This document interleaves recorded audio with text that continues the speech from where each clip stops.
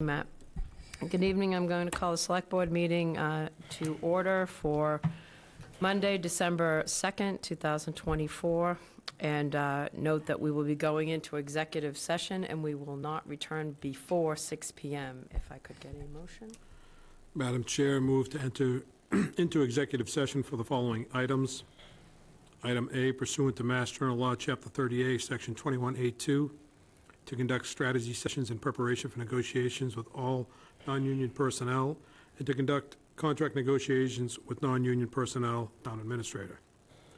Item B, to discuss strategy with respect to collective bargaining or litigation if an open meeting may have a detrimental effect on the bargaining or litigation position of the public body and the chair so declares. Mass COP Local 446. Excuse me. Item C, pursuant to Mass General Law, Chapter 30A, Section 21A3, to discuss strategy with respect to litigation if an open meeting may have a detrimental effect on the litigating position of the public body regarding the demand for payment sent by Ashwood Food Services Incorporated, if the chair so declares. Item D, pursuant to Mass General Law, Chapter 38, Section 21A6, to consider the purchase, exchange, lease, or value of real property if the chair declares that an open meeting may have a detrimental effect on the negotiating position of the public body, Assessors Map 82, Parcel R5. And item E, executive session pursuant to Mass General Law, Chapter 38, Section 21A3, sealed pub restaurant versus the licensing authority for the town of Harwich, where discussion in open session would have a detrimental effect on the town litigating position, and the chair so declares. Second. Moved and seconded. All in favor? Pete? Aye. Don? Aye. Jeff? Aye. Michael? Aye. And I'm an aye, 5-0. Repeat that. Is it 6 o'clock already? Board meeting back to order. We were in executive session earlier, and we took no final action on any of the items A through E. As required, by open meeting law, you are hereby informed that the town will be video and audio taping as well as live broadcasting this public meeting. In addition, anyone in the audience who plans on to video or audio tape this meeting must notify the chair prior to the start of the meeting. Hearing nobody, please join me in the Pledge of Allegiance. Pledge allegiance to the flag of the United States of America and to the republic for which it stands, one nation, under God, indivisible, with liberty and justice for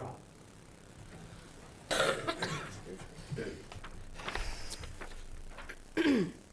Anybody for public comment and announcement? Sure. Good evening, ladies and gentlemen. Thanks for this opportunity. My name is Lieutenant Brad Willis from the Harwich Fire Department. I come here for the 10th consecutive year now on behalf of the Homeless for the Holidays Committee. I'm joined by another one of my members here, Firefighter Eric Diamond. And we're happy to announce, again, like I said, the 10th annual Homeless for the Holidays here in Harwich. We'll be having it in Brooks Park, as we always have, starting this coming Wednesday, December 4th, and running straight through Sunday afternoon, December 8th. Come down. All the donations that we'll be collecting will be, again, given to the Family Pantry of Cape Cod and also the Toys for Tots program. So, like always, just a reminder, we accept new unwrapped toys, non-perishable food items, cash, check, or gift card donations, again, for the Family Pantry and the Toys for Tots. Just a quick rundown of Saturday, which is kind of what we coined to be our family day. That's the 7th. Bring the kids down. We'll have Santa arriving by fire truck sometime around noon. We'll have games, candy cane scavenger hunt probably for the kids, maybe some coloring stations, and we'll also have some music going on all afternoon in the gazebo by a couple of local bands, the Northern Lights and Joe Marino. And I'll just mention briefly our 9-year total of all the donations that we've collected so far. We've collected 9,371 toys, a little over 15,000 pounds of food, and $75,187 in cash, check, and gift card donations. And like I said, all staying here locally, the Family Pantry and the Toys for Tots program. So Harwich firefighters and Harwich police, we're again super excited to get down there and get this started, and we look forward to seeing everybody like every year. Just come on down, small donations, every little bit helps, and hang out with the guys and the girls by the fire. We're looking forward to another good season. Thank you so much, and thanks for all the hard work you guys do. It's amazing, and the statistics you just cited are incredible, especially that they all stay here. Yeah, super excited, so thank you very much. Thank you, and I hope it's not so cold. Yeah, the cold's okay. It's the rain we're worried Yeah, about, so. that's true. Thank you very much. Thank you. Anybody else for public comment and announcement? Matt Sutton, Harwich. As you're aware, I have several letters into you about different subjects, and I thought I'd stand up and inquire as to if there's any movement on any of the letters. My first one was regarding the Walther Road property, which I left here that night with the sense that the lawyer's recommendation might not be followed by the board. At least that's a sense I got from the board, and I just wondered if that is still the case or if things may have changed. Actually, I'm glad you're here because you're reminding me that we need to bring that back, because we left here saying we were going to go to conservation and get more input from Amy Uzowski, our agent. Great. So that's a good reminder Well, to thank you for that. back on. My second one is, as you know, I'm doing what I can to make sure the two trees across the street don't get cut down. And I am expecting that the DPW, which apparently now has charge of the project, it's been handed over by the library trustees, is going to be doing an engineering plan and a permitting process. And my understanding is they're going to expend $25,000 to $30,000 to then put this plan before the historical committee. So it seems like the process is completely upside down. You would want to get the blessing of the historical committee before you went out and wrote the check for the engineering. If you don't do that, it so prejudices the deliberations, because everybody carries around in the back of their head, wow, we've already spent $25,000. So it seems very backwards, and I'm hoping your board will recognize that, or at least investigate it, and encourage DPW or the library to, I think it's called a determination of applicability. We'll work that process so that 25 or 30,000 doesn't get spent if it doesn't have to get spent. Seems pretty simple to me. And lastly, tonight, maybe you want me to speak of it, your Article 21 draft articles it's the same problem. You have the Cemetery Commission coming before you with a great plan for a walkway out into the cedar swamp, so the kids don't have to get on a bus to go to Wellfleet. And so they're going in asking for, I think, $60,000 for just the engineering, which tells me it must be one heck of a long walkway. And I'm concerned from two levels. One is it's right in front of my front yard, I think. I don't know. I don't think anybody has an idea where it is, frankly, just somewhere close to the Arboretum. And it just seems to me tonight's vote or endorsement of Article 21 is just way premature when nobody knows what it is, where it is, and if the Conservation Commission is even going to vote on it. And then it occurred to me that putting that walkway out there, it's town land. I know some of the land isn't owned by the town. I do know that for a fact. And the town takes the position that there should be hunting allowed out there. So you're creating this walkway into the woods. You're presumably going to, for the sake of all those around there, going to put up no hunting signs when your policy is, in fact, there can be hunting. So the whole thing's problematic and needs to be better, or I won't say better considered, needs to be considered in a different order. And I thank you for that. Thank you. That's it. Thank you. Anybody else for public comment? Good evening, Bob Doan, representing Pine Oaks Village Homes. Just want to announce that we are having presentations on Thursday, this Thursday, the 5th, about what we are planning to do with Pine Oaks 4, how we're going to, what we're going to do with the architectural aspects of it. We're going to have our architects, our engineers there to explain what we're doing and to answer questions about what we're doing. 2 sessions, 3 o'clock in the afternoon, and then a repeat session at 6 p.m. And at the 6 p.m., we will have Jeffrey Dirk from Vanessa and Associates on our traffic study to present the details of that. It also is going to be translated live in both Spanish and Portuguese. That's it. Great, Thank you. thank you, Bob. Madam Chair, if I may? Just to the previous speaker, I think what he meant was what they're hoping to do, not what they're going to do, since it's not an approved project yet. Was that your intent? Was your intent to say what you hope to do, not what you're going to do?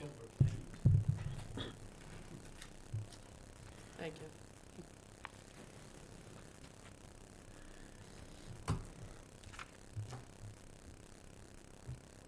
Good evening, Karen Mawhinney, Director of Cultural Affairs. Just coming to remind everyone of our December schedule and what we're looking at to start off the year, because we have a jam-packed schedule. Saturday is holiday market. It's going to be a very lively time in town. But we kick off the day from 10 to 4. We have over 50 vendors in addition to our 40 artists in the building that will be available for people to shop and visit. And then we have various activities such as Letters to Santa.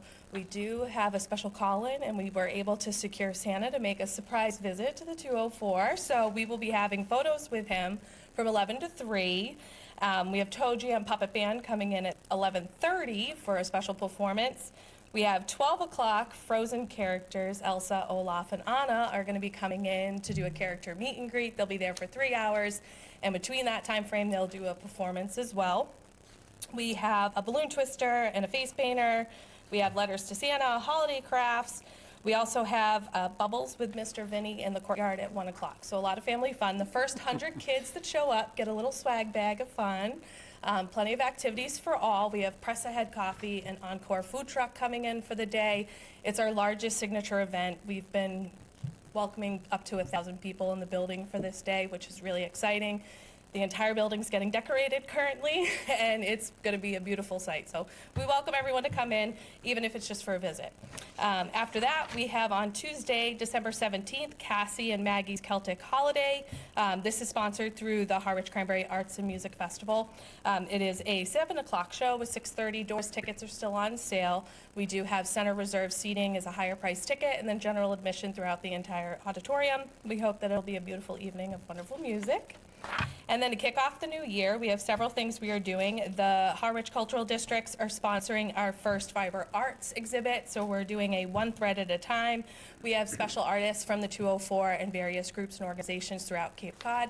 Everyone is a local artist here, and we're trying to highlight, especially in fiber arts, especially the tools and the making behind it, the history, and we're going to have a little kind of a demonstration going on during it, and so we welcome people to see that. It's going to be on January 11th for our opening.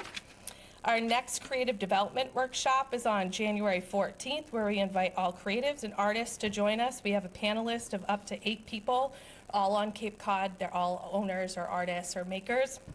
And we're just focusing this time on maximizing your potential as an artist or creative, so you can learn tools and resources about how to thrive in the creative economy and really best boost your business and how to survive in this world. And then we have the Harwich Cultural District is also sponsoring Neighbors on January 20th at 7 p.m. It's Martin Luther King Day. It was a script written and developed by Judith Pertlow in collaboration with writers of diverse racial and religious backgrounds, and we're going to explore how people can try to understand racism, address it, and overcome it. We're including a cast of a variety of different players, and everyone is local to this community and are touching neighbors, so it's really exciting. And we have ages as young as 6 and upwards to 60 plus. So we're really excited for this cast. They've held auditions at the 204, and we've had rehearsals every Monday night up until performance day, so it's going to be very exciting. And then lastly, I'm very excited to announce our next 2 shows for our series that we started in the evening at the 204. So these are our winter series of our concerts, and we will have French Street Jazz Ensemble on January 25th and Heyday on February 28th. And they're free performances. We sponsor the musicians to come in. People can just show up. We're very excited about being able to bring live music in the off-season, give everyone something to do while it's cold and we don't want to really get out of our homes. So, thank you Wow, very much. That's a lot, thank you. It is a lot, so people can stay tuned on Facebook or visit us on our website, 204sisson.com. We do our best to make sure everything is embedded as much as possible. We do try to reduce print, so we try to keep it as digital as possible so they can join newsletters, visit us online, come in, ask. We're happy to help. Great, All thank right. you, Kara. Thank you. Anybody else for public comment announcement? Hearing nobody, go on to the, oh, sorry, weekly briefing. Thank you, Madam Chair. So again, as a reminder, excuse me, as we get into Phase 3 with the sewer extension project in and around East Harwich, the weekly briefing will become forefront at the agenda. Excuse me. Just a reminder, as I read last time, the project is set to begin with the 2 West contract, which is going to be in and around specifically December 16th through the 27th of December, Chestnut Lane. So what that means on December 17th through the 27th of December, that area of Chestnut Lane, which is off of Old Homestead and Elm, will be closed to through traffic. It will be local traffic only. They expect that the project will operate in regular business hours, except for December 24th and December 31st will be half-day, and per the contracts, there is no work on Christmas or New Year's Day. So again, Phase 3 construction beginning the week of December 16th, specifically in the area of Chestnut Lane for roughly a 2-week period. Thank you, Joe. Thank you. And the consent agenda, can I get a motion? Madam Chair, move to approve the consent agenda, item A, the Assistant Town Administrator's recommendation to grant permission by NSTAR Electric DBA Eversource Energy to install 2,328 feet plus or minus a 4 to 6 inch conduit in the right-of-way of Lothrop Ave. Item B, approve the Assistant Town Administrator's recommendation to grant permission by NSTAR Electric DBA Eversource Energy to install new handhold and 22 feet plus or minus of 1 to 3 inch PVC conduit for new handhold to customer-installed handhold across driveway on Gorham Road. Item C, accept the resignation, and I apologize to everybody tonight for all the names I mess up. I accept the resignation of Eric Fall from the Treasure Chest Committee effective immediately. And item D, accept the resignation of Matthew Anton from the Board of Health effective immediately. Second. Moved and seconded. Any discussion? Jeff? Thank you to Eric and Matt for their service to the town. Certainly appreciate it. And we'll make sure a letter goes out. Absolutely. Yep. Anything else? Any other discussion? All in favor? Aye. 5-0. New business? Vote to name Edward Spellman as the interim finance director, town accountant, effective. So, Madam Chair, as you've heard me say before, with the promotion of Crystal Agendry as our treasurer collector, Ed is now available to serve in the role of interim finance director, town accountant. So he'll be replacing Eric Kincher. If Eric is still under contract with the town, Eric and I will be working on matters such as budget preparation as well as financial outlooks and things of that nature.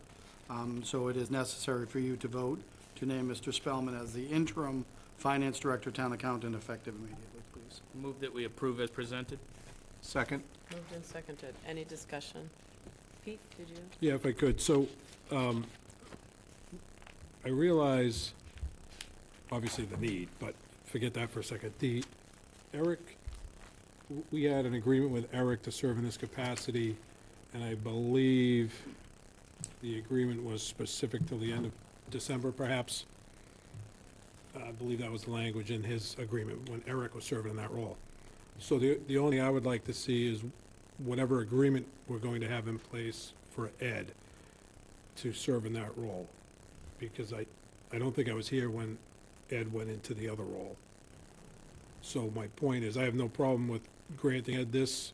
I prefer to, once, like we did before, give it a 30-day timeframe so we can get back a new agreement to put him in this for a longer period of time, because clearly we need it for a longer period of time. No objection to the time frame. Eric actually has a successor contract, and the intent was for Kinshirp Associates to be the primary contract. Within that, the services of both Ed and Eric. Perfect. But we do have that. This is necessary for state paperwork and things like that. So- But no objection to the timeliness either. Perfect. So if the maker of the motion and the individual giving the second would agree to that, I'd be in support. That was in my motion. That was part of my second. Thank you, folks. Okay, so without any other discussion, all in favor? Aye. And then B? Oh, sure.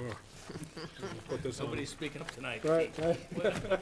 It's all right, I'll just put all these signatures on hold. So before I begin, does any member of the board have any item within B that they'd like me to withhold? Hearing none. Madam Chair, I move to approve the following 2025 common victular license renewals.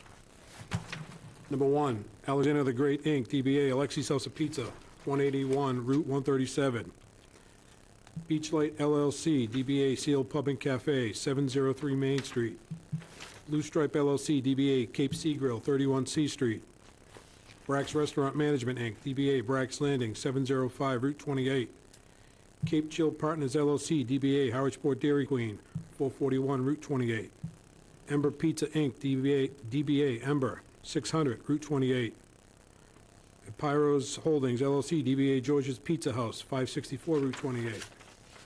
400 East, Inc., DBA 400 East, 1421 Orleans Road.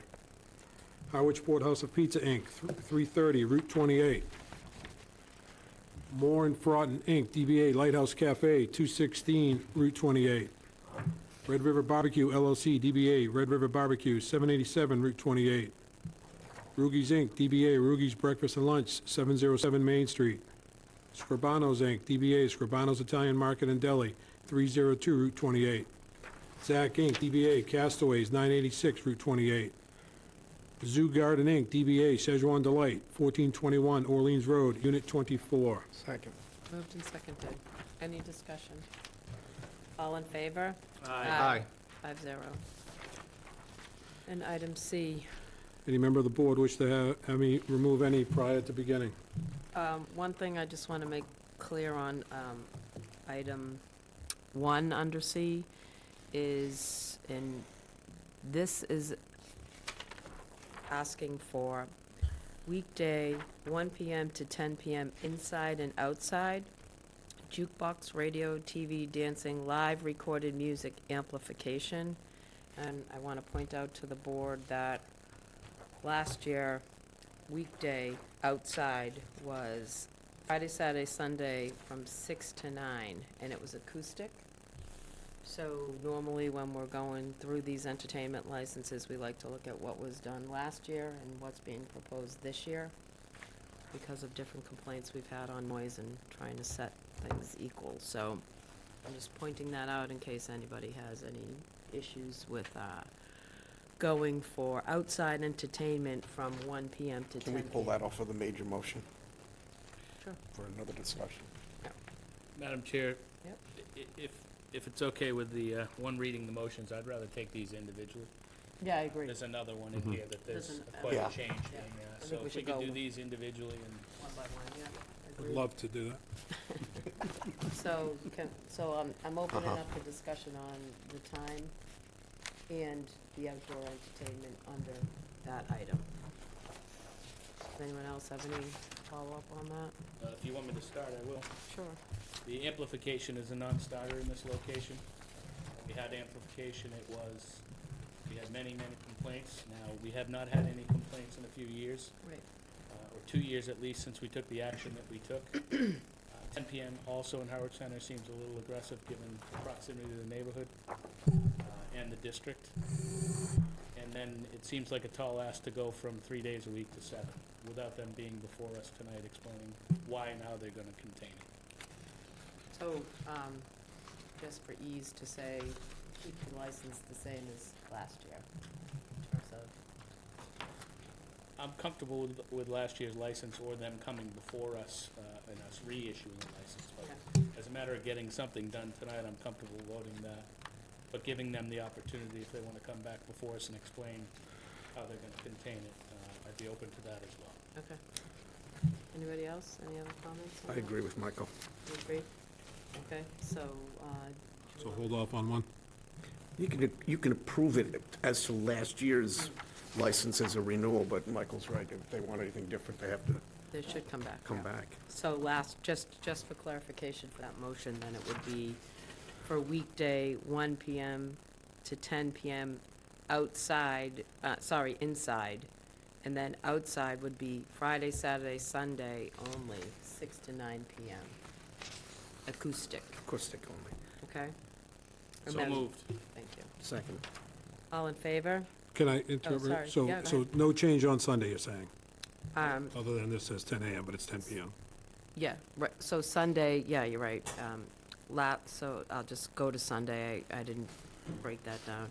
1 PM to 10 PM is what it should say Right. inside. And last year, 2024, it was 6 AM to 12 PM inside. Again, not that, I think the 6 AM was just because they were doing breakfast and they were being cautious about the radio. Did Correct. you have a comment, Joe? You said 6 AM to 12 PM. Your matrix says. Sorry, I meant Thank you. AM, thank you. PMs and AMs are a problem here. So 2024, inside, it was 6 AM to 12 AM. Here, they're asking on Sunday, 1 PM to 10 PM inside. So that's actually better. There's nothing, they're not proposing anything outside on Sunday. So the amplification there is fine. That's all inside. You have all that? So, he doesn't have it yet. What? Can you put that in writing for him? All right, I'm going to break it down to the first part. It's in the. Is it it's just in the everything memo. from last year? It is in the memo. Just everything from last year is what we're looking at approving? No, because what they're asking is for Sunday this year is actually more advantageous to the townspeople. Yeah, it's, so this year for Sunday, they're asking yeah, for yeah. 1 PM to 10 PM. But last year, I'm just pointing out, last year it was 6 AM to 12 AM inside. And that's just indoor.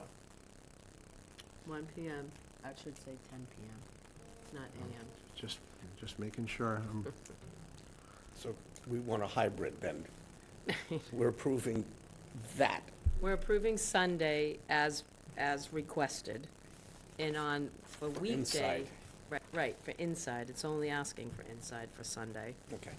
And then on weekdays, it's gonna be, they can do 1 PM to 10 PM inside with amplification. The outside, we're sticking to what we had last year, which was the Friday, Saturday, Sunday, 6 to 9 PM, acoustic outside. Okay, Does that make sense, Joe? Michael? And if I may, I'm gonna defer back to the memo that we got from staff on last year's hours in its entirety and not change to 1 PM on Sunday. I do believe that would be a typo on their part. They serve breakfast on Sundays, and So the you think whole it's- reason for the inside you was think for it's the 1 radio a.m.? and the I TV. mean- It's still 6 AM. You think it's 6? I do. It Okay, is, I believe it's just the typo. 6 AM. I think we're safe approving last year. All right, let's just do last year then. Yeah. All right, all in favor? Still second it that way. You still second it, as As requested. he just, yeah. Last year's memo. Okay. All in favor? Aye. Okay, and Sunday is the same, so we voted that as well. Just for clarification, Sunday, same, Yes. right? Right. 2, Blue Stripe, Blue Stripe LLC, DBA Cape Sea Grill, 31 C Street. Weekday, 11 a.m. to 12 a.m. inside, jukebox, radio, television. Sunday, 1 p.m. to 12 a.m. inside, jukebox, radio, television. Second. moved and seconded. Any discussion on that? All in favor? Aye. Aye. Number 3, Ember Pizza Inc., DBA Ember, 600 Route 28, weekday 11A to 12A inside, and 11A to 10P outside. Jukebox, radio, television, dancing, live recorded music, and amplification. Sunday, 11A to 12A inside, and 11A to 10P outside. Jukebox, radio, television, dancing, live recorded music, amplification. Any second? Not on that. No, so discussion? Discussion on that would be, we have had inside is, I have absolutely no problem with. Outside, the live music with amplification is something this board has not approved at that location. Right. And we have been doing acoustic only. Exactly. The hours don't bother me, but the live music with amplification needs to be modified to acoustic only, in my opinion. Yeah, on both outsides for weekday and Sunday. Correct. Yep. Any other discussion? Don, did you have something? No, I was just- Just pointing that out. Okay, all in favor? So Oh, what? you have to That- get a real motion. I haven't made that as a motion yet. Do you want me to Oh, I make that? thought you No, I just said that Oh, we you- didn't get a second, so We didn't get a second, Right. you're right. Okay, yeah, will you make that second? That I'll second. Okay. So seconded with acoustic only on outside for both weekday and Sunday. All in favor? aye. Number 4, 400 East, Inc., DBA 400 East, 1421 Orleans Road. Weekday, 5P to 10P inside, dancing, live recorded music, amplification. Sunday, 1P to 10P inside, dancing, live recorded music, amplification. Second. Moved and seconded. Any discussion? All in favor? Aye. Number 5, Red River Barbecue LLC, DBA Red River Barbecue, 787 Route 28, weekday, 12P to 10P inside, jukebox, radio, television, dancing, live recorded music, amplification. Sunday, 1P to 11P inside, jukebox, radio, television, dancing, live recorded music, amplification. Second. Moved and seconded. Any discussion? All in favor? Aye. Aye. Item D, approve the following 2025 in-holder license renewals. Barnaby Inn, 36 Route 28, Braddock Inc., DBA Winstead Inn and Beach Resort, 4 Braddock Street, Braddock Inc., DBA Winstead Inn and Beach Resort, 114-118 Parallel Street, Pellamon Earl, 30 Earl Road, Sands Hospitality Inc., DBA The Platinum Pebble Boutique Inn, 186 Belmont Road, Sysamp Inc., DBA The Turn Inn, 91 Chase Street. Second. Any discussion? All in favor? Aye. Approve the following 2025 auto license renewals. Basil Brothers, Inc., DBA United Gas, 520 Route 28, Class 2 used car dealers on Class 4 auto repair. Cape Cod Truck LLC, DBA Cape Cod Trucks, 195 Queen Anne Road, Class 2 used car dealer. Dave's Garage, 910 Route 28, Class 4 auto repair. Joseph Lang, DBA All Out Performance, 266 Queen Anne Road, Class 4 auto repair. Nick and Claudine Enterprises LLC, DBA West Harwich Save on Gas, 4 Route 28, Class 4 auto repair. Sam's Auto Repair and Sales, Inc., DBA Sam's Automotive Center, 413 Route 28, Class 2 used car dealers and Class 4 auto repair. Second. Moved and seconded. Any discussion? All in favor? Aye. 5-0. Item F, approve the following Mass General Law, Chapter 138, Section 15, annual liquor license renewals. Number 1, Pizza Shark Partners, DBA Pizza Shark, 403 Pleasant Lake Ave. Second. On any of these licenses, I want to continue to make sure that the motions are including any previous restrictions placed on. So included. Part of my second. Any other discussion? All in favor? Aye. Approve the following Mass General Law, Chapter 138, Section 12, annual liquor license renewals with any pre-existing conditions still in full force and effect. Number 1, BLM Restaurant Group, Inc., DBA Lanyard Bar and Grill, 429 Route 28. Blue Stripe LLC, DBA Cape Sea Grill, 31 C Street. Brax Restaurant Management, Inc., DBA Brax Landing, 705 Route 28. Cape Roots Market and Cafe, LLC, DBA Cape Roots Market and Cafe, 557 Route 28, Unit 101. Hot Stove Inc., DBA Hot Stove Saloon, 551 Route 28. Shogun Inc., DBA Noble House, 21 Route 28. Shooting Star Realty, LLC, DBA Buca's Restaurant, 4 Depot Road. Second. Any discussion? All in favor? Aye. And then on to old business. Item A, discussion on creating a wastewater construction manager position. Votes may be taken. And Michael, and Joe will go to both of you on that. I think the information in the packet was information gathered for a description of said person, so I defer to other board members with comments, but that is what I would support. Any other board members have comments? I'll just, Madam Chair, if I may, I think this is more along the lines of what I was looking for in the first place, so I'd certainly support this. Yeah, I'd support this. Okay. Pete, Don, you have any comments, questions? I agree with both of them. Okay. Joe, did you have anything? Madam Chair, if I may, that's where I would go next, would be question to the town administrator on how to achieve this, Right. whether it be RFP, RFQ, whatever, I think I skipped whatever we're Pete. gonna call it. Pete, did you- No, it's okay. I'm in agreement with the language. I think this is one of the things we talked about to help support the TA, and the language in here seems appropriate for what I was looking for, to get out of the role, so I'm in agreement. Okay. And Joe? And I apologize, I'm going through the licenses, so I would ask, the question for the board is, do you wish to seek the services as a vendor relationship or as a, excuse me, an employment relationship? Madam Chair, Yeah. can you outline the difference as far as Sure, so, implications? Jesus, too many names tonight. the scope of services, as I see it, describes a vendor relationship, so that would be a Chapter 30B. We would imagine that it's at least greater than $10,000 for the contract cost of it for a year. So that means the town has to go through a process of requests for quotations, and that's assuming it's within the boundaries of the dollar amount. So that's much more involved than if the board was looking for either a temporary or a permanent position. If you were looking at this to be full-time, I think you have an obligation, you may have an obligation to go through the town meeting process. However, you may not have that obligation necessarily. You should defer to council if it's a part-time position. So scope of services requires procurement. Scope of services that then becomes a job description would be different. Thank you, Joe. Michael? I guess I'd be looking for a recommendation. It sounds like if we were looking for a temporary employee, because it's a temporary project, that sounds like an easier process than going through the procurement process, no? So I guess I would ask that through the procurement, through you to the procurement officer. Is one easier than the other? I'm more anxious to get somebody on board. Sure. My instinct is to say that a temporary position is far more expeditious than state-regulated procurement.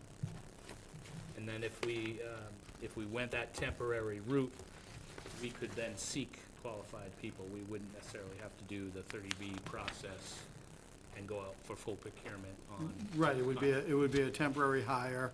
Theoretically, I would imagine it would be covered by the personnel bylaws. So there might be an amendment to that by the board to have that under the list of temporary employees, but I think that's a way you could go. Given our conversations, I would support temporary employee procurement, and finding somebody is always an if, and there's a certain amount of weeks involved in getting out onto the market. So I would support temporary employee. Thank you, Michael. Don? Thank you, Madam Chair. Two thoughts related to that. One is not as egregious as the other, but if you had a vendor relationship, they'd have to indemnify us if something went wrong. I'm not sure how you would get the same kind of contractual relief if it were a part-time employee and they made some egregious mistake. Aside from that, I mean, there's no real delicate way of saying this, but I'm just going to put it out there. Is there any advantage, let's say, hypothetically, we look at somebody who was formerly engaged in the employment of the town of Harwich. Is there an impediment one way or the other, depending on which methodology we use? I didn't catch the last part of that. If they were what? If it turns out that one of the people that we are going to interview or as a candidate were a former employee of the town, is there either of these methodologies preferable to the other in that scenario?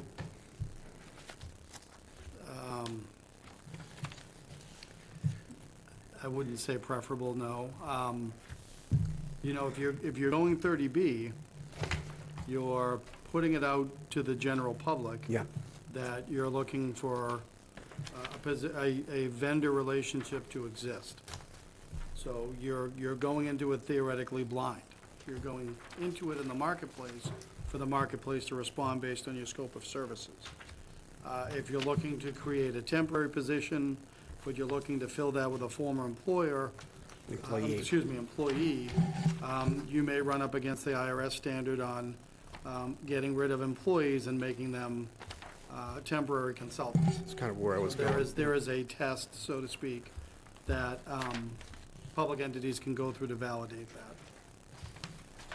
Anything else, Don? No, that was the question, I mean, for everybody to ponder. Pete, do you have any follow-up? Assuming it's a temporary part-time employee, we have a funding source identified, there's no need to bring this to town meeting, correct? Or it's a part-time employee? So one would argue that. I'm saying one because there's a reference under Chapter 4, which is Town Administrator, that talks about organizations or reorganizations. There's a line there that says any full-time position by the Select Board must have funding. That's the loose translation of it.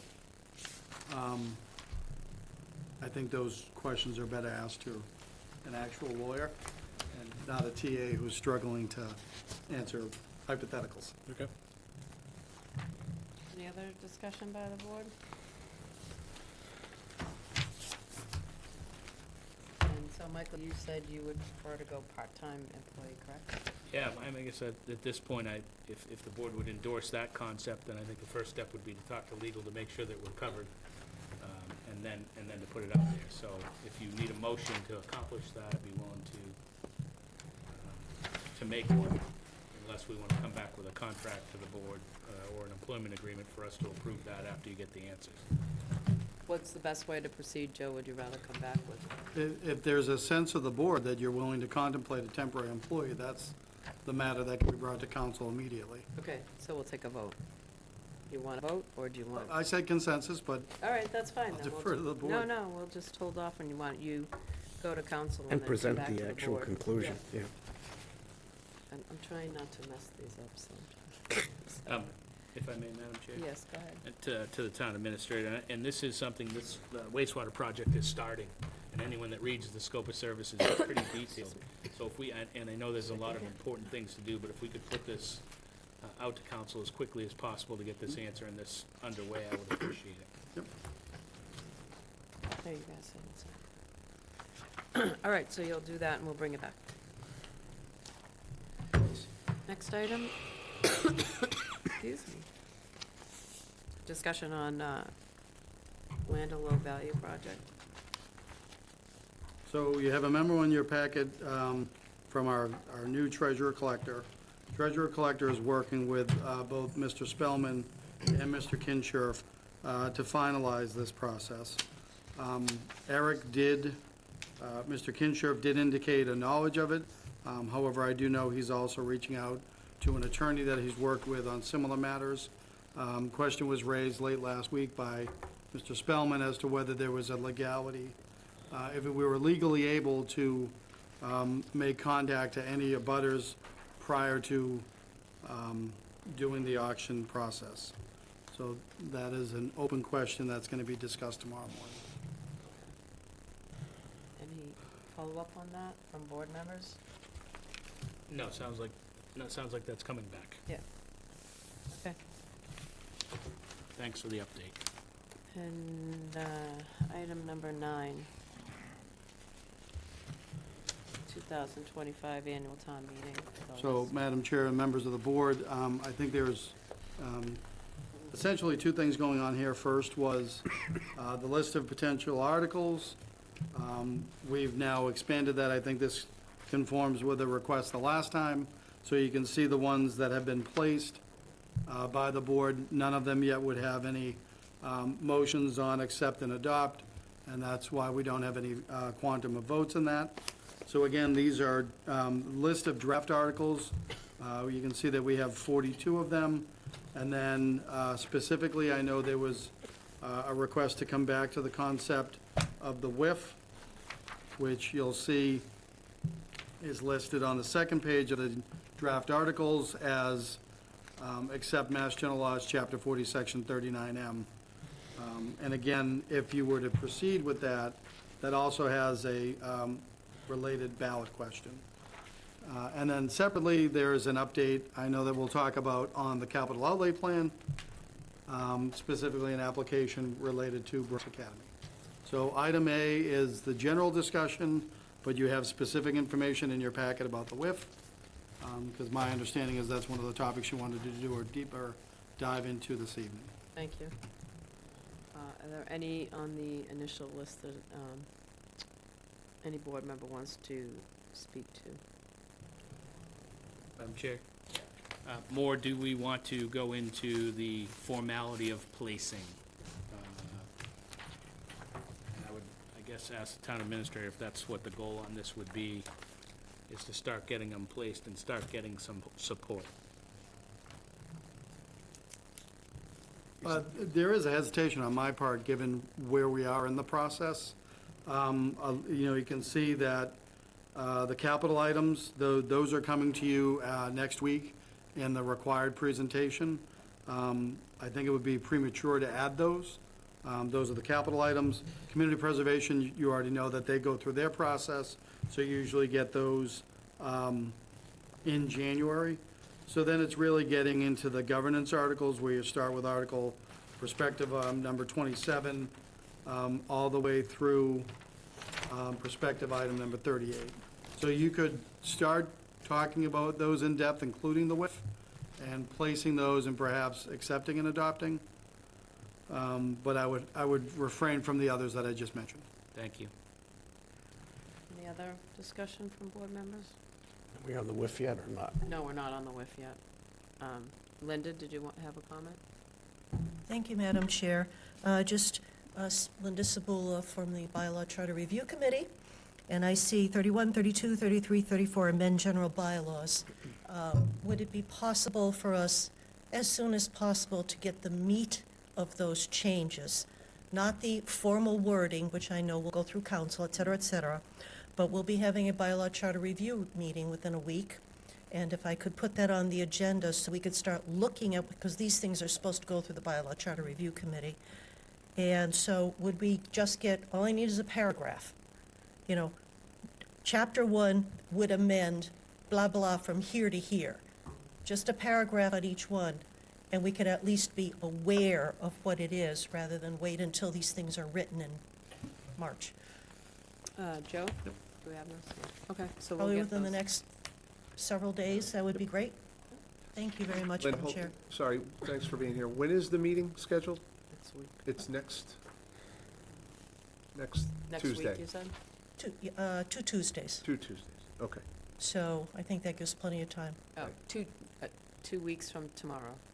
Okay, thank you. Thanks. because then I can just put it on my agenda for posting, and that would be grand. Thank you Okay. very much, Madam Chair. You're welcome. Any other discussion on the list before we go to the WIF? Nothing? Okay.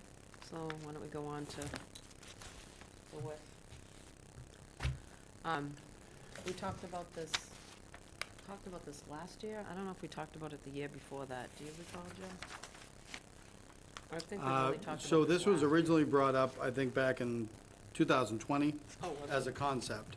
Okay. However, it came before you in its most formal manner, I think, this past summer, where you had John Giorgio's counsel walking you through the process. But that's the extent of it, Okay. I think, at this point. And if I remember correctly, when we talked about this with John, and please correct me if I'm wrong, but we don't have to look at, we could look at what our current CPA is and split that. Is that correct? Correct, and it may help if I go through the document that says establishment of a water infrastructure investment fund. So that's the draft warrant article with a draft motion and a potential ballot question. and a summary related to all three of those. And so what you can see there is there are fill in the blanks, for lack of a better word. First, there's a bold section that says to approve a property tax surcharge in the amount of, and then the guidance is a specific percentage amount up to 3%. So that's the statutory limit.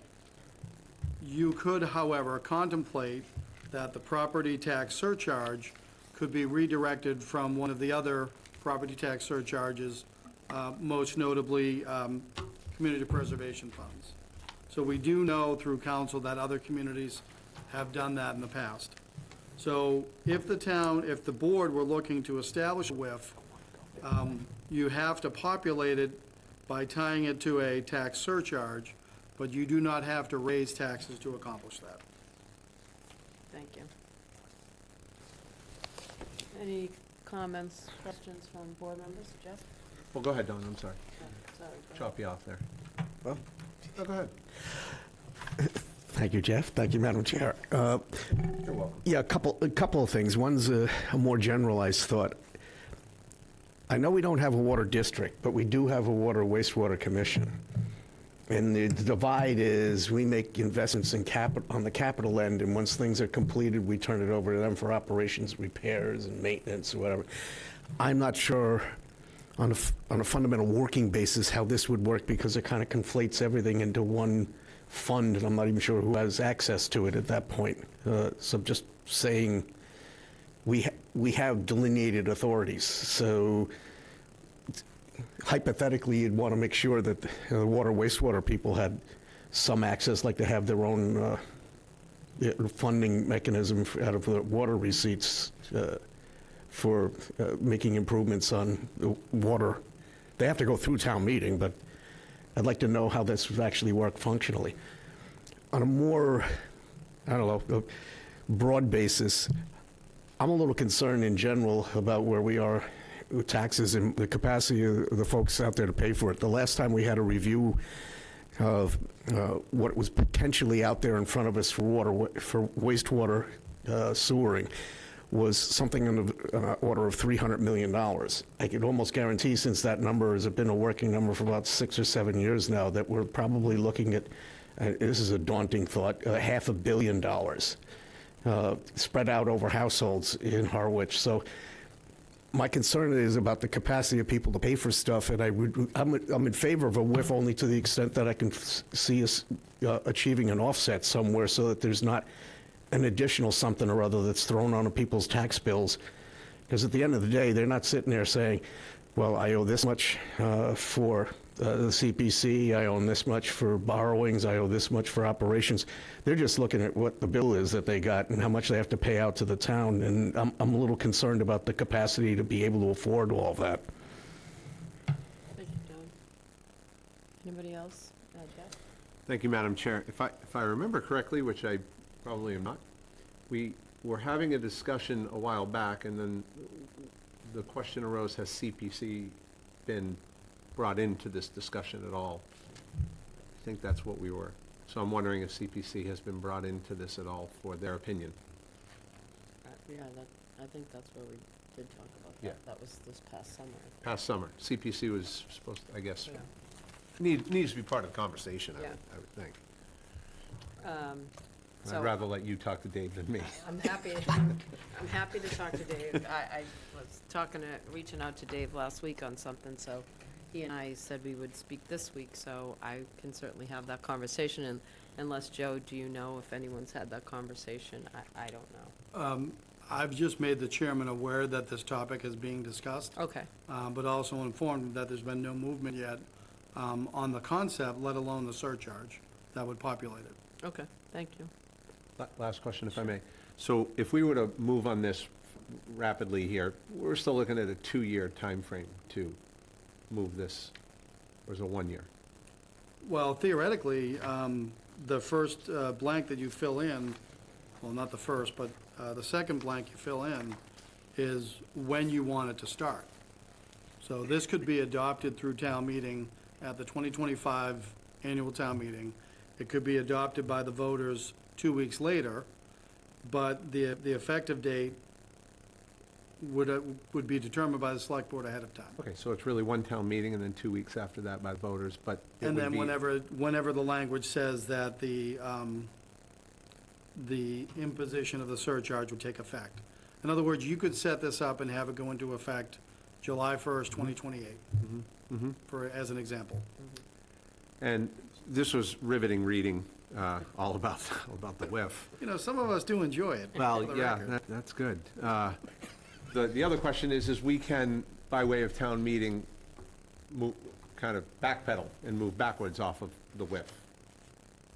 Correct. The point that I found helpful, I wouldn't say riveting, is that it's a special revenue fund, but it's treated as a receipts reserve fund. Okay. And you know we have other ones of those, so no different than those, that it can be looked into in the future, can be modified or can be rescinded. Thank you. That's all for me. Thank you, Jeff. You're welcome. So, I mean, obviously, there's a lot to discuss with this, and oh, sorry, Pete. No, it's Go ahead. okay. You can go on with your thoughts.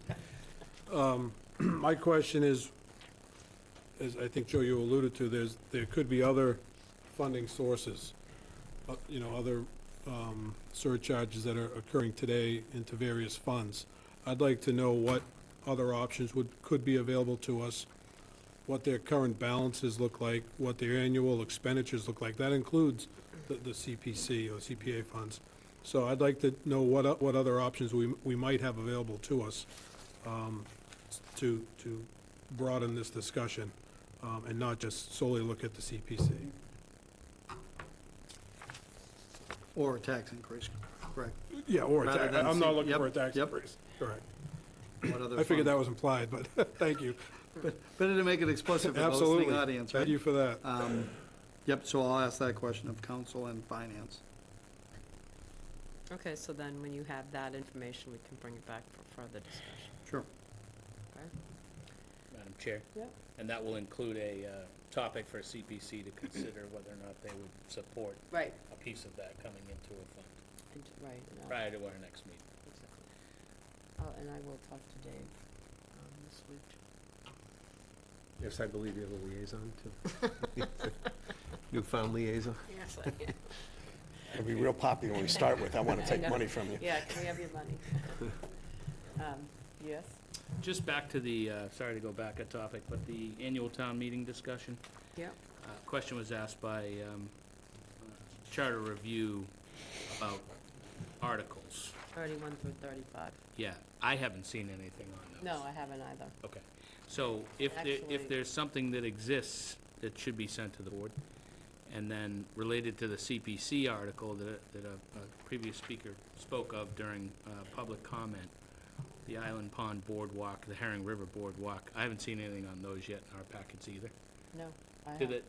Does the information exist? I would assume, since they were as detailed as they were, that it does exist? They do. These are applications that are pending for CPC, and all of the information can be found on their website. But not approved by CPC yet to get Correct. to our level? Correct, Great. exactly. And then, just a comment about the comment that was made. This is the process. Can't really apply to conservation without having the report and the plan.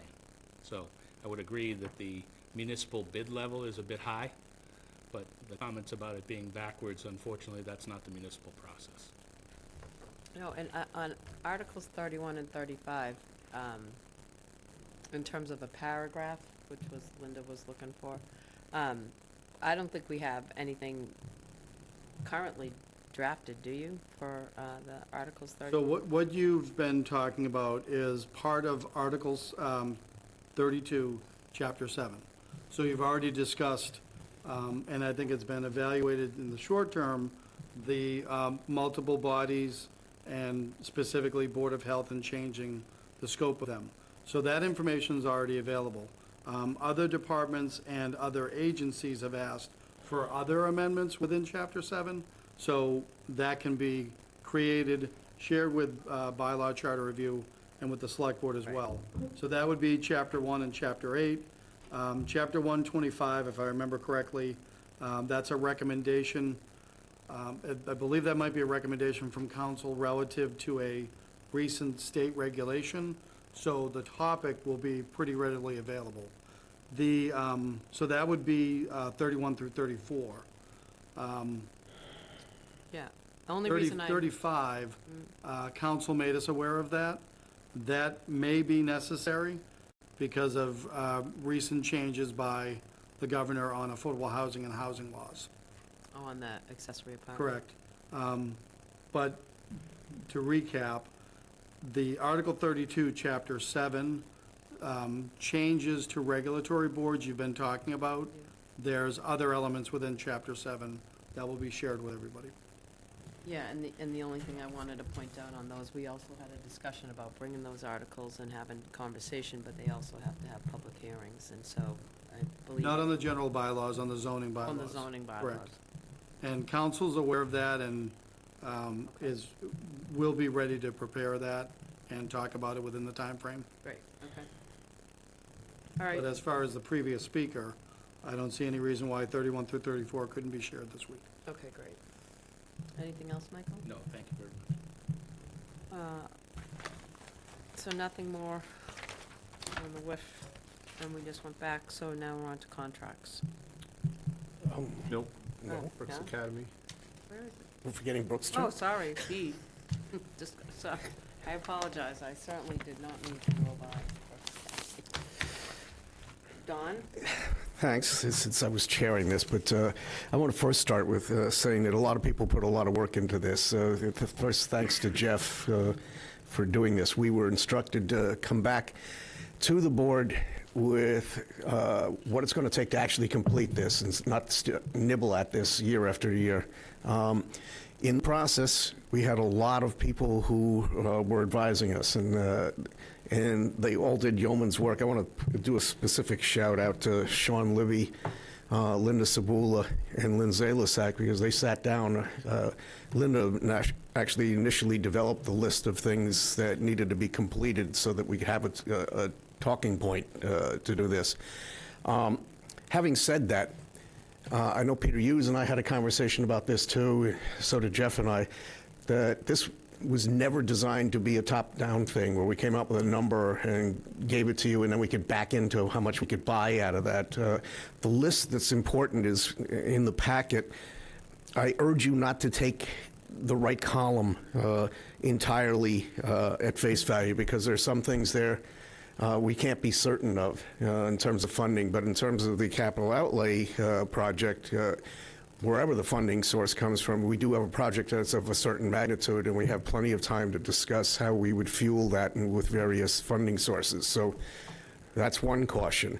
And the process is another caution. Even if we do approve of this, there was a general consensus that we have gotten the building open across the first floor on a temporary certificate of occupancy that's only really probably going to last through the summer. We're trying to time this so that if this gets approved, that we can actually start executing things. But I don't want to mislead anybody. There's a real good prospect that there's a possibility that Brooks Academy will not be open the subsequent summer because work will be going on. And I can't, in all honesty, I can't tell you that these numbers are absolutely rock solid, although we did put a contingency into it to make sure that we had enough wiggle room to be able to finish the project even with unknown conditions. That having been said, the only real way, and Sean, again, was very helpful with this, the only real way of ascertaining what the magnitude of this thing is by getting into the process and allowing ourselves to secure the services of an architect who can develop a work plan and what the cost estimate is likely to be. We're as close as we can be to that, but we can't award a contract without funds to do that. So before there's a general contractor, there has to be an architect secured. And that was discussed in the meeting, and Peter's bringing that back to the Finance Committee also. But the mandate was, what is this going to take to finish this? The work statement is already included in the packet, and if I'm missing something, Jeff, feel free to jump in here. But those things aggregate by consensus to the number that you got. I don't know, because it alludes to Article 47, which is the sinking fund. It is an eligible use, but then the question arises, and I don't know that now, but we don't necessarily need to know that now to get it onto the capital plan. Whether or not it is eligible to come out of the sinking fund is a separate issue as to whether there's sufficient funds in the sinking fund if we use it for other eligible purposes. So without knowing that, I can't comment on that. The magnitude of the whole project, if you add up everything, including things that have been previously approved to happen, under the CPC particularly, comes to $2.3 million.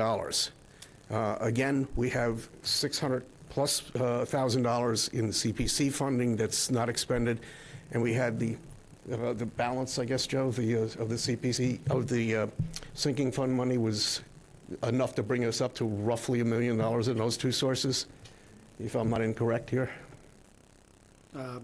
Correct.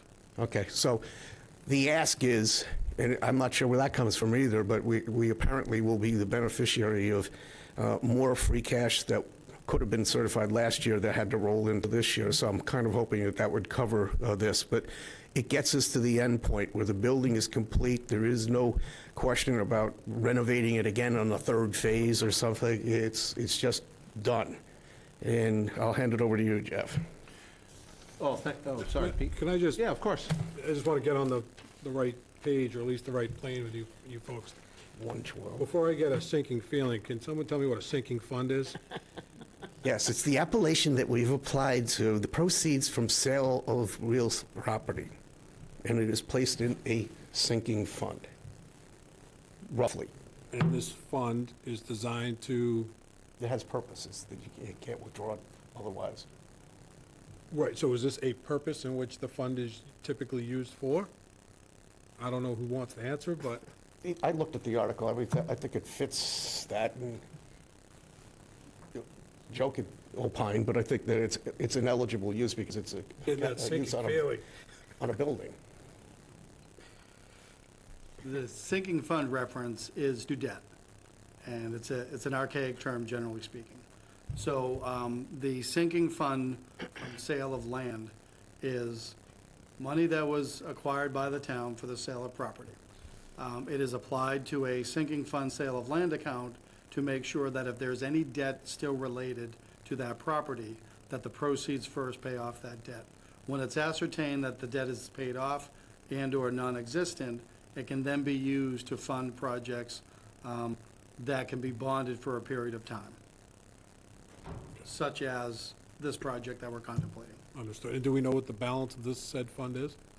As of the 27th of November, Article 47, which was the sinking fund article, $309,851. If I'm, well, no. So there were two articles. Yeah, so that was the sinking fund, 309,851. The other fund was CPC funds. For this, I think he was thinking about what the whole sinking fund had as its total available funds. So there's no one sinking fund, it's sinking funds related to specific land sales, so Gotcha. that's the only one that that's the only one we It's have available. presently. Gotcha, thank you. There may be future sales that would also follow that. Thank you for the indulgence, so I can at least. But right now, the ask is here to include it on the capital plan, and then we'll work on the funding sources as we go along. But we do know that we have the CPC money already. But there's no point in spending that out if we don't have it within the context of a complete project that's going to be done. So, for my own clarification, when we originally went from, and I don't want to make up fake numbers, but it was somewhere around 700,000 or 800,000, and then we got to 1.1, is that right? That sounds To about right. 1.1, That sounds we were right. thinking we were going to try, if we had a fall town meeting, we were looking at 1.1. So now, just so I make sure I'm understanding this correctly, now we're at 2.3. But you're saying, Well, the 1.1 was an increment. It wasn't on its own to finish the project. Not It to still, finish. it still included the CPC money. right, but I mean, that would have been added to it. now we're going from 1.1 to 2.3, and then you're saying that that's gonna go on the capital plan to be finished over a course of how long? 2 years? our rough estimate of the timing by the time the construction contractor can get in and actually do their work is about a year and a half. But we should be ready. I mean, that was a discussion we had too, and it's off point for tonight's purposes, but we should be ready with a potential draft for an architect's contract, and at least the structure of a construction contract bid proposal, so that we're ready to go if we get the approval at town meeting. It shouldn't wait until that approval occurs.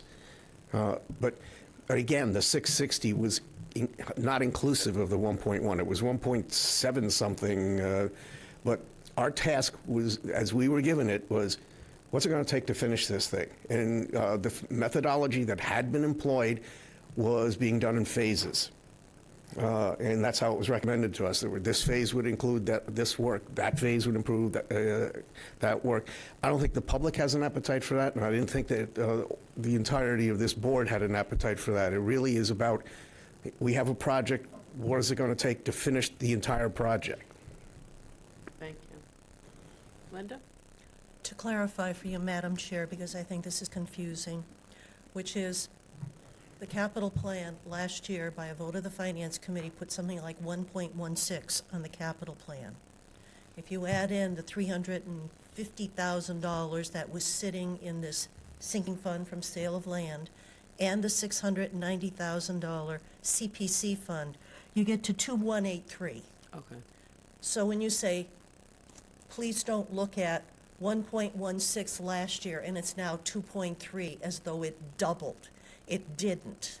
So the 1.16 number from last year is now 1300149. So it's Okay, yeah, gone up that's the a number I'm looking tad. at. Yeah, okay. So before we get confused with what it cost, So it went up about 200,000. couple $100,000, just to make sure that we had the cushion, et cetera, to make sure, because when we did the foundation project, we had some additional items. We found there was a concrete walkway underground that had to be, jackhammered out. There was something else that happened that didn't have footings. So there were a bunch of things that added into the project and were extra costs. We're trying to be, the extra 200 is really just to cover the what-ifs. If it doesn't get spent, hallelujah. And does the 2.3 cover an elevator? Have we Yeah, still? the Yeah, lift. elevator's in there. Yeah. Thank you. Is that helpful, ma'am? That is, thank you. And on top of what Linda said, the purist in me says, even if you have the money, something's got to get approved on the capital plan in order for it to get done, because that's municipal finance. So how you're funding it is a whole separate discussion as compared to what you're approving of being done. In the interest of transparency, the entirety of this project that we are going to be engaged in is $2.3 million, but there are funds that were previously allocated and are available, so the ask is still roughly what it was last year. But I think everybody needs to know the magnitude of the project, because you can't spend money on something just because you have it. You have to appropriate it. Jeff, did you have? Well, the only thing I'll add is, again, thank you to Joe and Linda and Lynn and Anita and all the people who were at our stakeholder meeting. Sean Libby was fantastic, and Don and I clearly earned our $43 a week with all the work that we've done with That's this. pre-tax. That's pre-tax, Joe. Tax. Pre-tax. It comes out as a net less than that. In all seriousness, though, really, I'm excited about this project. I think the thing that excites me the most, and I'd like for the public to understand, that the way this project was, I guess, originally designed to be accomplished over 5+ years, it would have cost the taxpayers so much more money if we did it the way it started off a long time ago. So I thank Linda for coming up and clearing that up, because that was about a 10-minute discussion at our table the other day about how it's 1.16 to 2.3, and that's just not the case.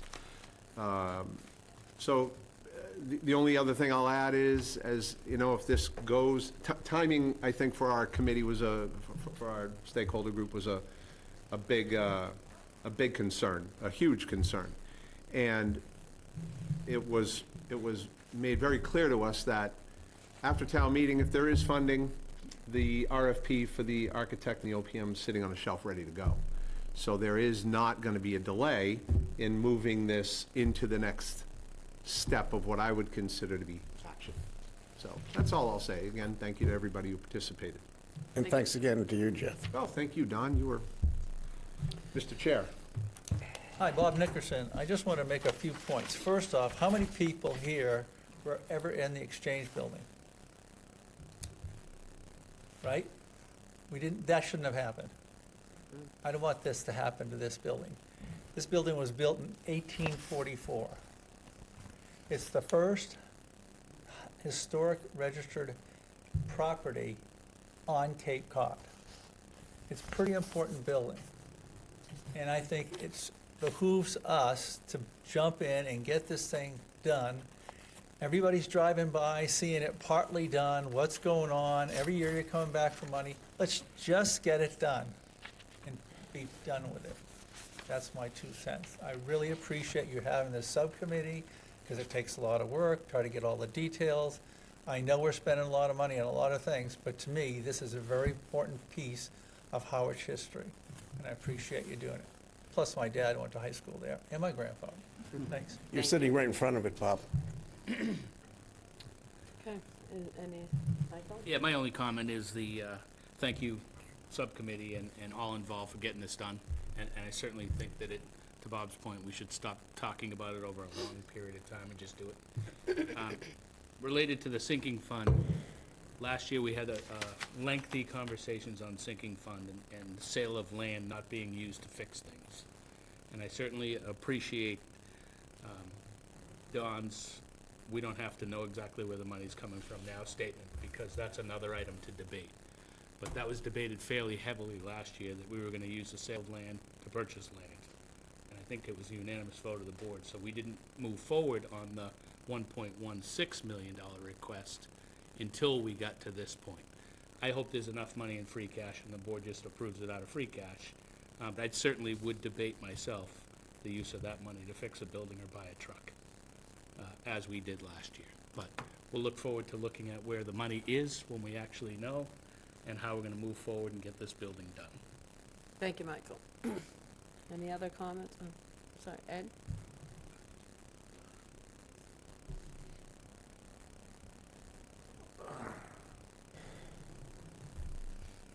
Ed McManus.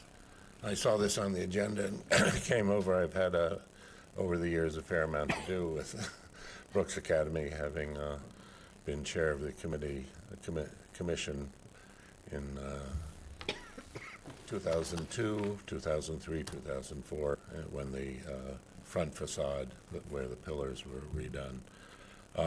Along the way, there were several CPC articles that were passed to do a variety of different things, take care of the siding around.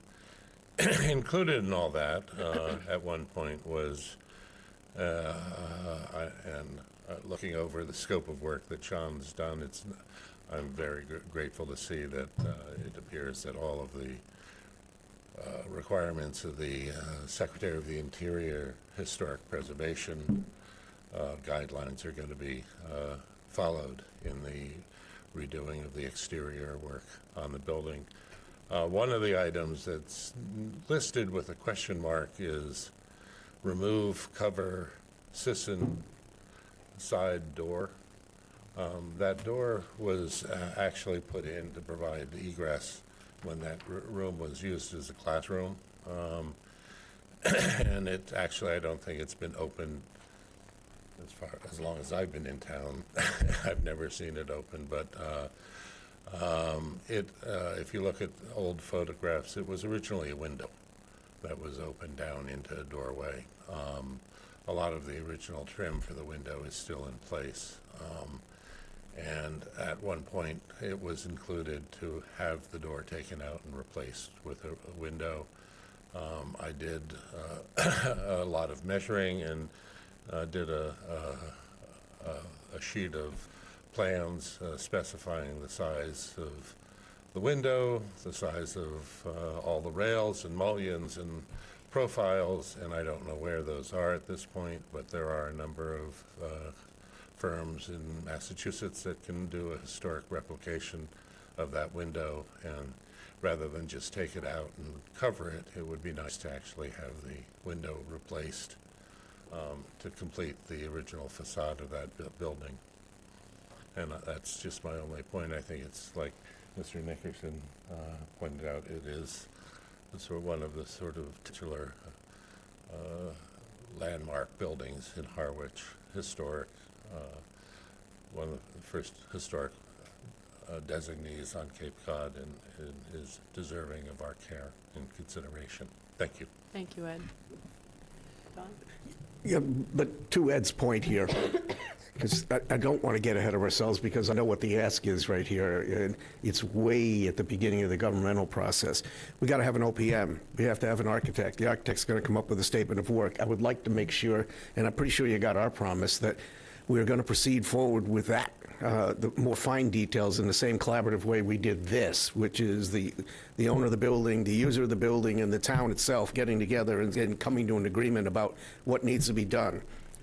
How we get to that point, again, I agree with Michael. That's why I hedged my bets on the sinking fund. And I suspect we may have the money in free cash to be able to pull that off, to close that gap. We came from this in the entirely other direction. It was all about stuff that needed to be done and what did that add up to cost. So if there's a window or something that has to be changed, I'm sure we can come up with that as a consensus thought, but that's when the architect comes in and starts developing a work statement. Linda? That door is so rotten that the termites are holding hands to keep it attached to the building. Just in terms of, as you have your deliberations and you start decide funding, to Michael's question on the sinking fund, we did pass at town meeting, Article 47, in the May 2023 town meeting. The town will vote to transfer from the sale of land sinking fund a sum of money to complete the renovations of Brooks Academy and all the costs incidental and related thereto, and to act fully thereon. I love legal talk. And it was $475,000. That motion was made by the Finance Committee. It was passed unanimously. True copy attest, Emily Mitchell from our town clerk. So at this point, that money by town meeting vote is for Brooks Academy. If you wish to change that, I believe you're going to need another town meeting vote, because here it is in black and white. So I'm just putting that forward, that if you want to make other decisions, it may require another town meeting vote, just to make sure you have that piece of information and the money isn't going to be frittered away willy-nilly. Thank you. Madam Chair? Yeah. And I guess that gets to the original question of there are many sinking funds.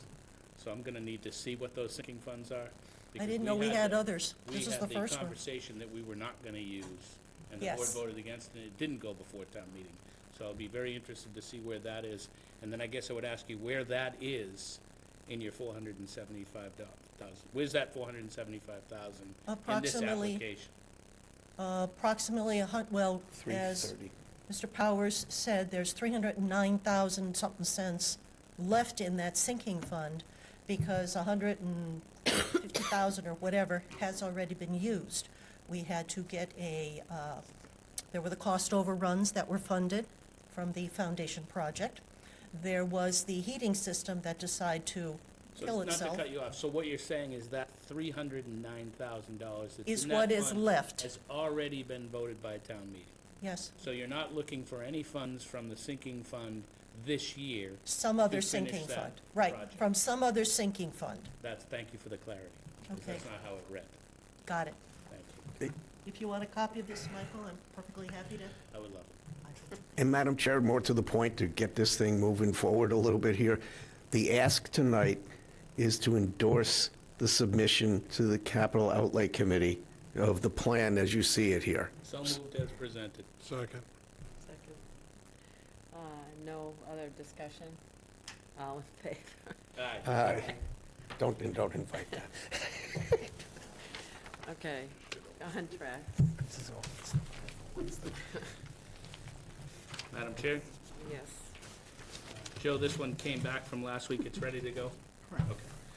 I move that we vote to approve a purchase and sale agreement with Christian P. Dietrich for the purchase of 172 and 178 Queen Anne Road in the amount of $775,000 as presented.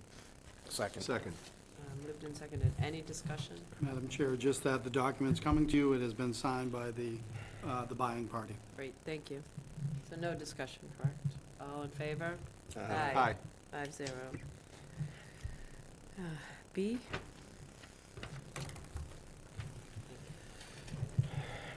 Madam Chair, I can take a crack at this one. You may recall there was discussion about outstanding grant agreements. We had discussion last week, which I believe is still being investigated, of the grant agreement regarding the trust.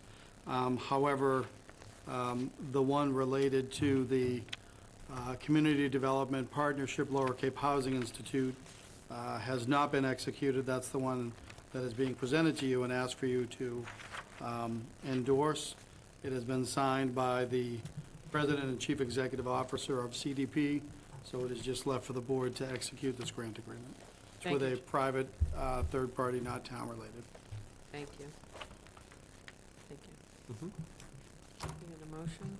Move to approve the 2024 Community Preservation Act agreement with Lower Cape Cod Community Development Partnership, Lower Cape Housing Institute, in the amount of $7,500. Second. Any discussion? I got it. Sorry. Any discussion? Thanks. You're welcome. All in favor? Aye. 5-0. Opposed? Oh, sorry. 4 and 1 opposed. Thank you. Town Administrator's report?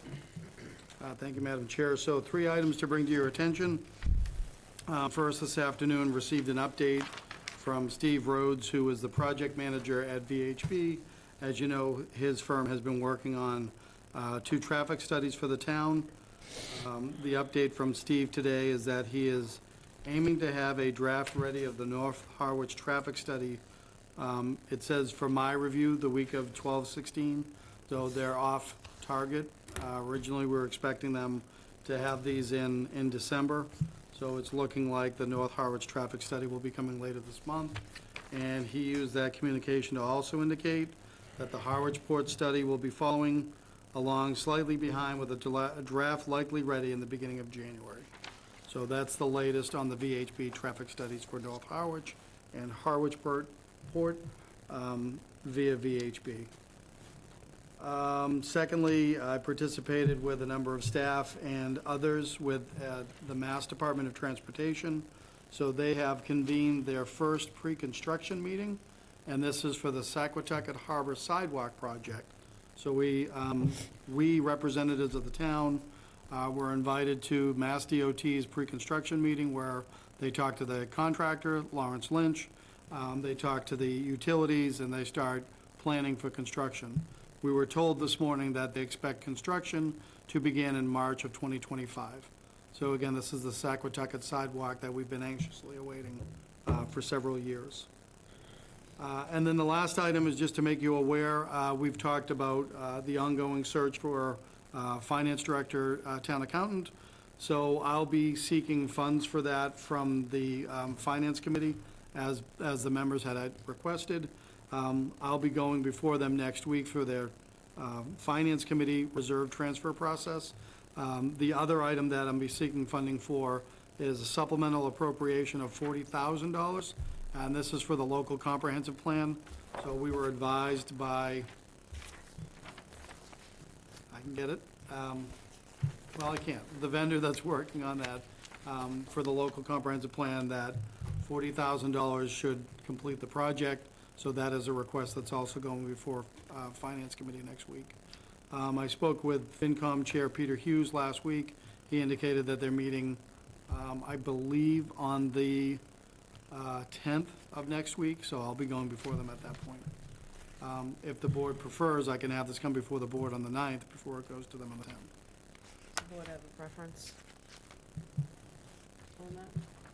Thank you. That concludes my report. Can I ask you, did Oh, they sure. give you, on the sidewalk project that's gonna start in March, what are they saying for a timeline?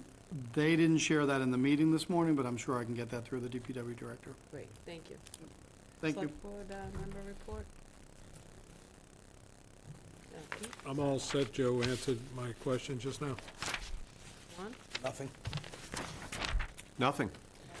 The only thing I have is, I did send you an email requesting or asking if we were gonna put an item on the agenda Oh. related to land purchase or support for land going to conservation versus development. Yeah. Is that gonna come before So the board? I actually got a couple calls on that, and it was opposite, not in favor, I guess I should say, and so, I can talk to you about that, but the other question I would have is. I didn't, yeah, and I didn't say support or not support. Yeah, no, but, Or discussion on potential of development versus conservation. well, I think currently, though, they're looking to the Conservation Trust, correct? So right now, it's between two parties. Yeah, no. I'll talk to you about it, but ultimately, I think the residents of this town ought to know what's going on so that they can weigh in on this. So I'll talk to you about it. Yeah, okay, There's more thanks. than one party. And then the other one would be request through administration.